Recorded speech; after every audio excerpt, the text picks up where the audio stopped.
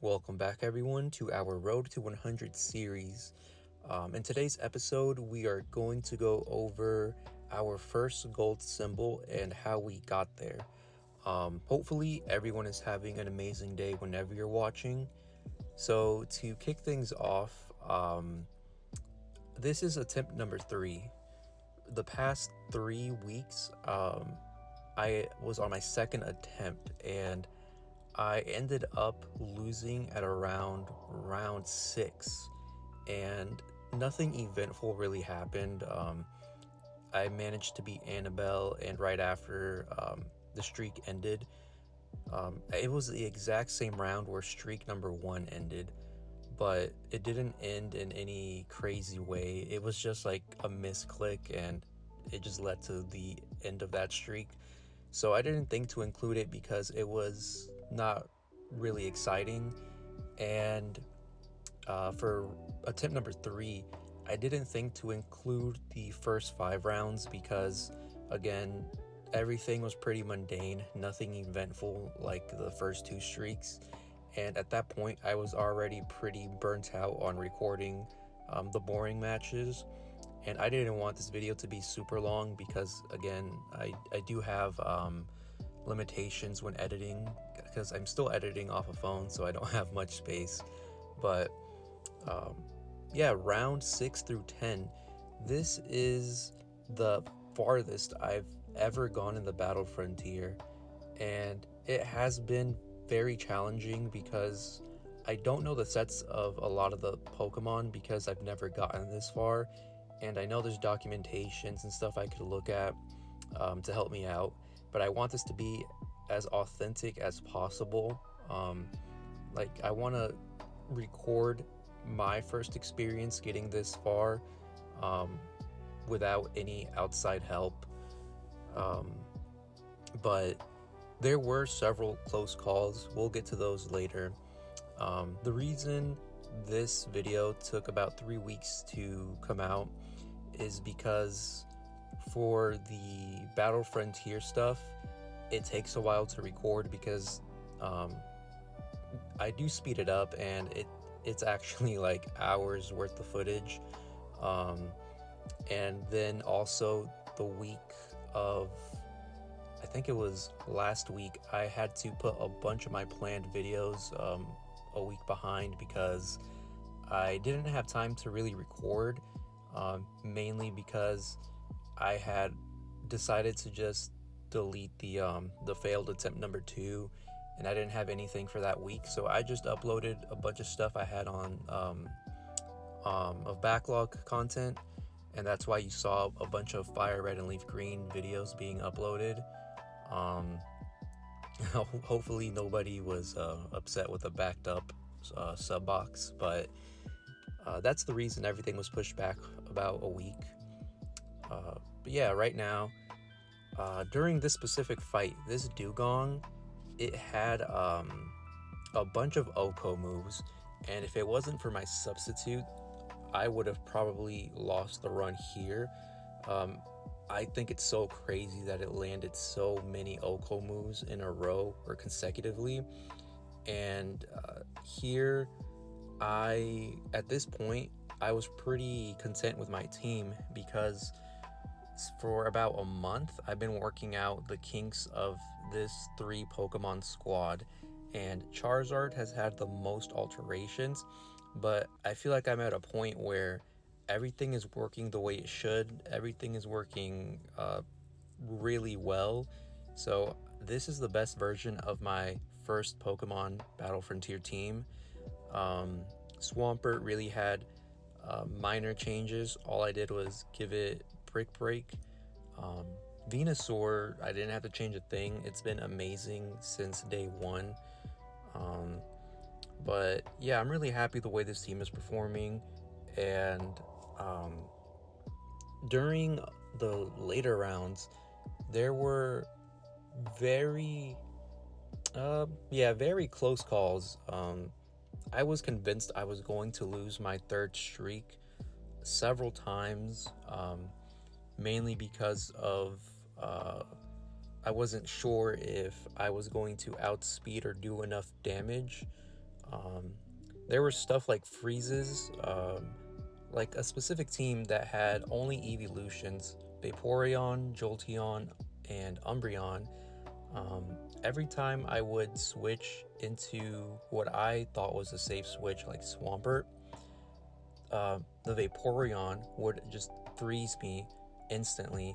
And I ran into that specific team 3 times during this run, and every time it froze my Swampert. So Swampert really didn't get to do anything during those encounters. I don't know what the odds of running into the same team are in the Battle Frontier, but I ran into the exact same team 3 times. Um, and a fun fact, I don't like evolutions at all. I think it's one of the most overrated evolutionary lines. Not a fan of any of the EVs, really. Um, and speaking of EVs, there is a specific Espeon in the Battle Frontier that just outspeeds my Charizard. And if I'm not already set up, it is able to pretty much sweep my team, especially with one Calm Mind set up, because my Venusaur has very bad special defense IVs and it has a minus special defense nature, so it can't tank any psychic moves. Um, of course, it's also poison type. Um, and then since Espeon can outspeed my Charizard, plus with a Calm Mind, and my Charizard having really bad defensive stats, Charizard can get one shot. Swampert, my Swampert has pretty bad HP IVs, so it isn't as bulky as it could be, and it can also get outsped and just one shot by Espeon. So I've had to really play around Espeon as much as possible. I have run across it several times too. And that brings me to a bunch of other threats that I've run into with my team. At first, I thought I had really good switch-ins to Tentacruel because Venusaur resists pretty much everything that Tentacruel has, with the exception of Ice Beam, but I can tank an Ice Beam since it's not Stab, and Swampert can live 1 Giga Drain. But if I switch into the Giga Drain by accident or for whatever reason, then my run could end, because by the point I would have to switch from Charizard to Tentacruel, my Charizard would probably not live a hit if Swampert or Venusaur died to Tentacruel, because I can't really touch it with Venusaur either. I don't have any attacking moves on it. Another threat I have encountered is Aerodactyl. Aerodactyl can outspeed all of my team members most of the time, with the exception of Charizard. But if it gets an Omni boost from Ancient Power, there's nothing I can do really. And right here in this battle, I was really expecting to lose the run here because I didn't think I'd do enough damage to take out Aerodactyl with Charizard. But thankfully, with the double edge recoil damage that Aerodactyl took, I was able to take care of it. But then I thought I was going to lose the run to that Nidoqueen right after, but no, it was one shot, and I was surprised because Nidoqueen tends to be a bulky Pokemon. But I guess I really did underestimate how much of a boost my Charizard gets from Blaze and the Pitaya Berry. And also my Charizard is max special attack, so I guess I really did underestimate it. But that was one time where I thought I was going to lose the run. And there's stuff that my team works really well against, and one of those things being fighting type Pokemon. Like you just saw with Hariyama, it can't touch my Venusaur at all. My Venusaur is full HP and full defense investment, and it has pretty bad IVs, but its set and item, the leftovers, more than make up for its lack of good stats.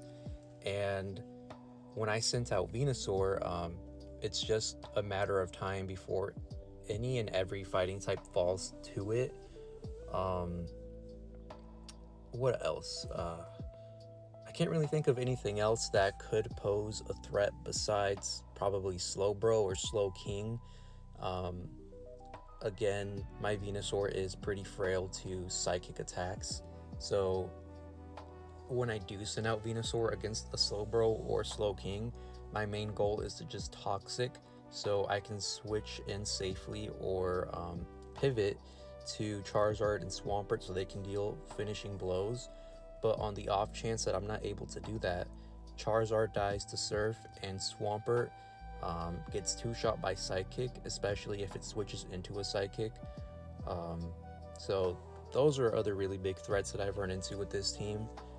I do remember several weeks ago somebody mentioned Gengar and Gardevoir being huge threats for my team, and luckily I have not run into those at all. So I'm really happy, because if I did, I'd probably be on like attempt number 10 or something.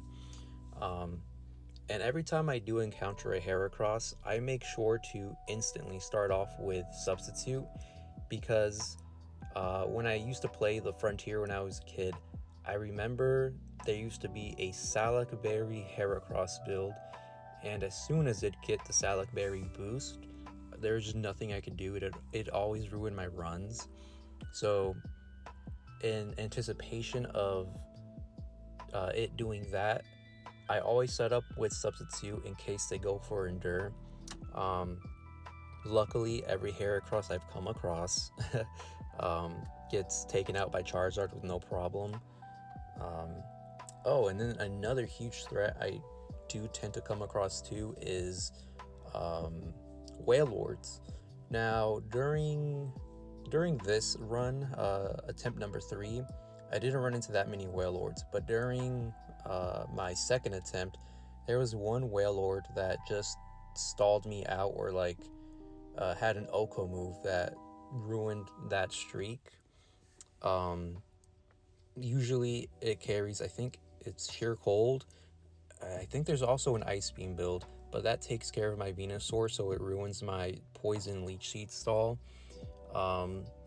And when I would switch into a Wailord, at that point, I'm pretty sure my Swampert was already low on health, and Charizard just dies to Surf. So Wailord is another big issue, and thankfully for attempt number 3, all the Blissey and Chansey I've run into have not been threats at all. I still have PTSD from the Blissey that ended run number 1. Ever since then, every time I see a Blissey or Chansey, I just start sweating. I do not want to see those on my screen. But right here, during this specific battle, this was another point where I was convinced I was going to lose the attempt number 3, because this for Alligator, it was just hitting super hard, and it took out my Charizard, Swampert, and I was convinced Venusaur was going to die to it, but I was able to stall it out. And right here, this specific Vaporeon is what has caused me the most problems during attempt 3, because as you'll see right now, my Swampert got frozen instantly, and this has happened 2 other times, the exact same scenario with the exact same team. And it's so annoying because I always have the Leech Seed up when I switch into Swampert, so I'm just stuck with a frozen Swampert for extra turns because of Leech Seed. But every time I hit an attacking move, I'm hoping or praying that I get unfrozen, but it never happens. I don't know what the chances or odds are for getting unfrozen, but I'm guessing they're pretty low, because not once have I been thawed out or unfrozen. And then sometimes I'm pretty sure I get hit with a fire move when I'm frozen, and that doesn't unthaw me. So I don't know the, I guess, logistics behind that, but I think if you get, a certain amount of turns, you should just be unfrozen, because it's really broken if you fall trapped to that. And all the Umbreon that I've run into, they are pretty annoying because of how bulky they are, but it's nothing my Venusaur can't deal with. Venusaur is honestly the perfect counter to any stall Pokemon I come across. I'm able to outstall them. So Venusaur is a staple on any Frontier team, in my opinion, because of how useful it is. I probably will build another team in the future with this same Venusaur, so yeah, I have a newfound appreciation for this Pokemon. And now I was starting to get pretty far into my runs, and I was really hoping to catch a break with several battles, and luckily there are a couple where I just one-shot everything and it's done and done. But yeah, besides that, no other threats I can think of that I've come across. There was certain instances where I did do plays that probably weren't optimal, but they surprisingly worked. A good example being every time I would see a Cradilly, I knew Cradilly could learn Ancient Power. I didn't know if every Cradilly has Ancient Power, so I know there's different versions of some Pokemon in the Battle Tower, but whenever I'd see one, I'd expect the Omni Boost from it, because knowing my luck, it'd probably get the boost. So I would always switch out from Charizard into Swampert, because I know Swampert can take one Ancient Power, and since I hit pretty hard with Choice Band, I was expecting Earthquake to do a lot of damage. And surprisingly, even with Cradilly's high defense, Earthquake is just a 2-hit knockout, even with Cradilly getting 1 Giga Drain off, which is really surprising because considering its stab and ×4 effective against my Swampert, I was thinking Giga Drain would kill, but it just didn't. So 2 Earthquakes takes it out, and ever since that that discovery, whenever I see a Cradilly, I just answer it with my Swampert. There was another instance where something similar happened, but I can't remember. I want to say it was probably Salamence. I ran into a Salamence during attempt number 2, hoping to take it out with Charizard's Pataya Berry boosted Dragon Claw, but I'm pretty sure that Salamence had Quick Claw and it just outsped me. So instead of going to Swampert because I was low on health and was expecting to die anyways, I switched into my Venusaur and outstalled it with Protect and Toxic. I know my Venusaur is built defensively, so I know I can take an Aerial Ace or a Fly, at least one, but every time I'd find a Salamence, I would switch it to Venusaur and just outstall it. So stuff like that was really unexpected for me. I know they're not optimal plays, but with the more experience I'll get, I'll learn what answers what, or what checks what Pokemon. But yeah, the farther I kept going, the more difficult the battles kept getting. I don't know at what point you only encounter legendary Pokemon or mostly legendaries. I have come across a couple like Articuno or Entei, but they're very few in between. I'm guessing it's after you get the gold symbol, so probably upwards of round 11. There is a specific Hariyama that carries the elemental punches, and I didn't expect that because they're so weak on Hariyama because they're special moves, but they did pose trouble for my Venusaur because whenever I'd see a fighting type, I'd expect physical moves, but it wasn't nothing Venusaur couldn't handle. It was just a surprise. Like this one has Ice Punch, Fire Punch. Thankfully, it didn't get the freeze or the burn on me, because if it did, I'd probably just lose the streak. And here's another perfect example of why my Venusaur is, in my opinion, a better stall / tank, because when I see a Dusclops, I'm like that's a really tanky and stally Pokemon, and I was surprised when my Venusaur outstalled it and just outlived it, because I know Dusclops carries Pain Split, It can learn Toxic, Will-O-Wisp, anything to disrupt your momentum. And this Dusclops just couldn't do anything to Venusaur. It was probably a different set from what could have caused me more trouble. But no, yeah, Venusaur is just amazing. I'm glad I shiny hunted it, and I'm glad I decided to add it to my first team.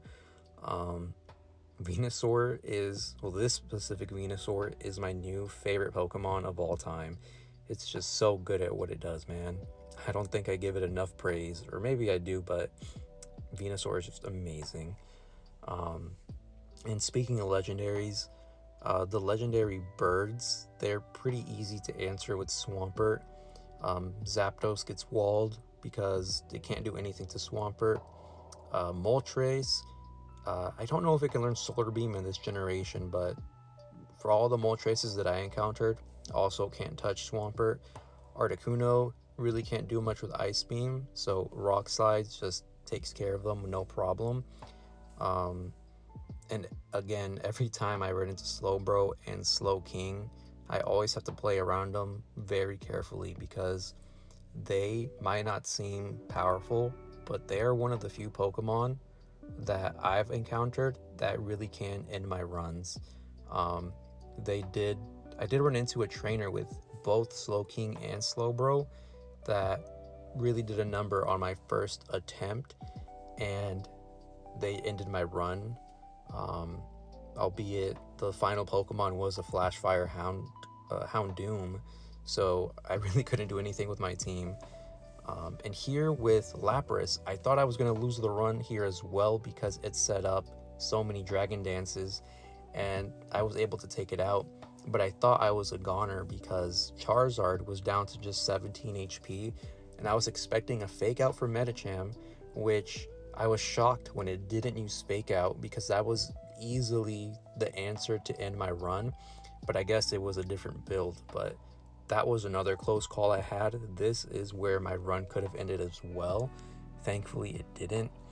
And again, whenever I see fighting types or any stall Pokemon, it's just a safe battle for me because I know how to answer them and how to check them. There are instances where I do get critical hit, so Venusaur is out the picture, but I have two heavy hitters just waiting to take care of stuff like Swampert and Charizard. So really, the synergy with this team is amazing. For my next team, it is not your typical grass, fire, water core.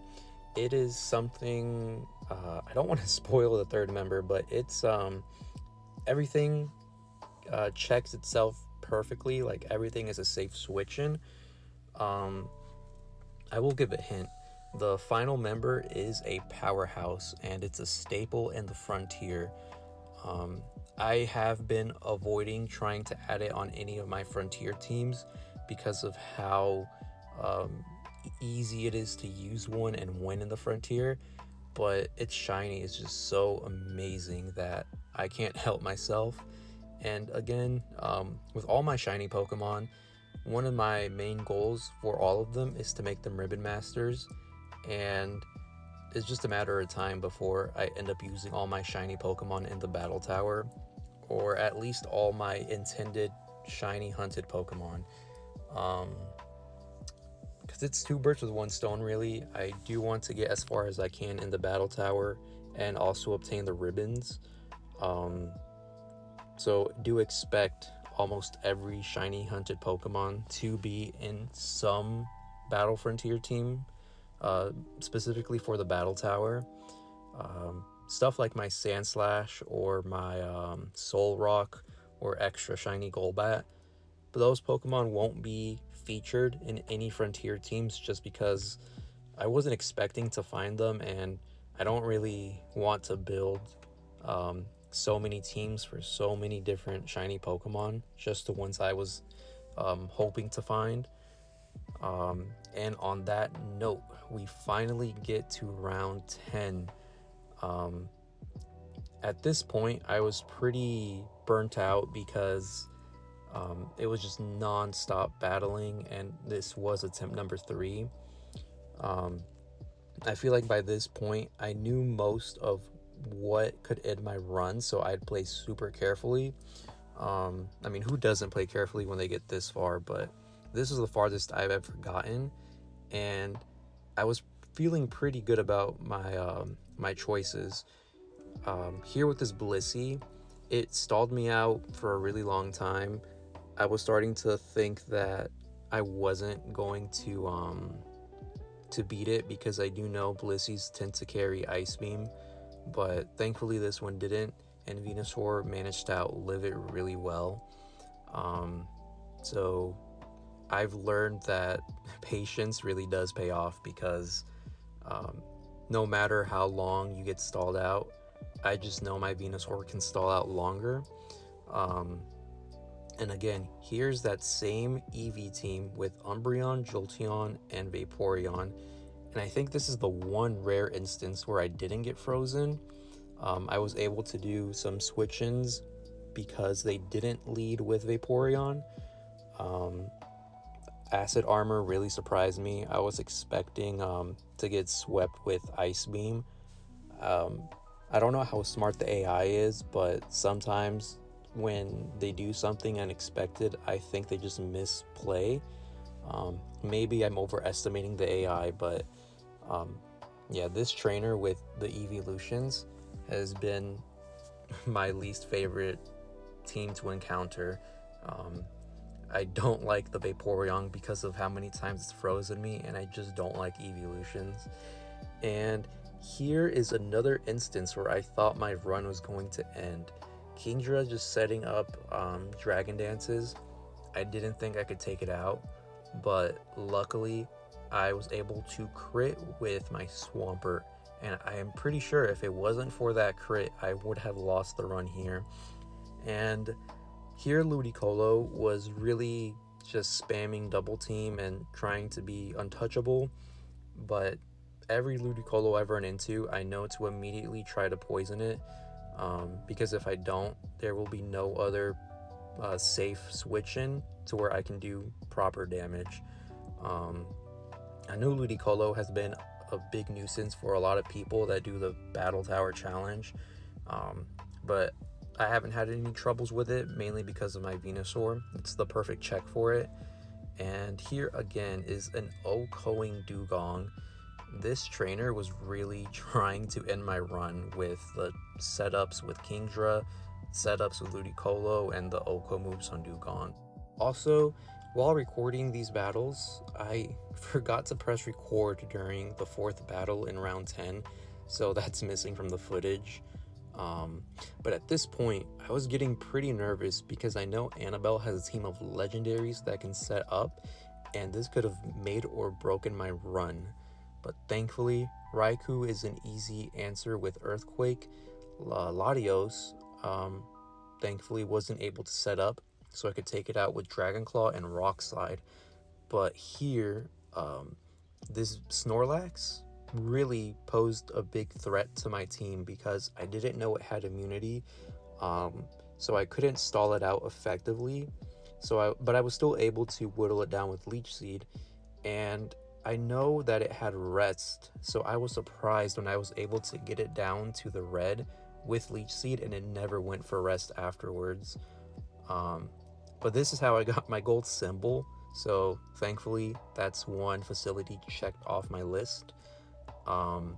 Do expect a new upload probably tomorrow on my Nuzlocke series. Oh, and I'm also still shiny hunting Snorlax. I am currently at 1,100-ish soft resets. Still nothing, but I'm feeling refreshed with this new hunt because Bagons was just so long. But yeah, I don't have anything else to share with you guys, so have a great rest of your day, and thank you.